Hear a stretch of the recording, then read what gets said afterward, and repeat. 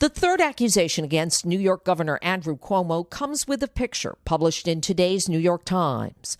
On the left, Anna Ruch at a 2019 wedding where she just met Cuomo. She tells the Times he put his hand on her bare lower back. She removed his hand with her own. Then he placed his hands on her cheeks and asked, "Can I kiss you?" Confused and embarrassed, Ruch says, "I turned my head away and didn't have words in that moment." Unlike Cuomo's other two accusers, Ruch did not work for the governor or the state. For New York Democratic Congresswoman Kathleen Rice, it was enough, tweeting, "The time has come, the governor must resign." New York City Mayor Bill de Blasio today would not go that far. If these allegations are true, he cannot govern. He would not be able to govern.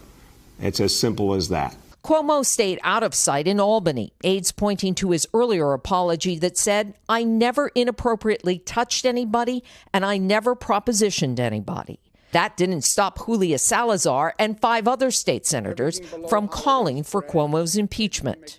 I don't think that it's possible for the governor to continue in his position while he is under this investigation.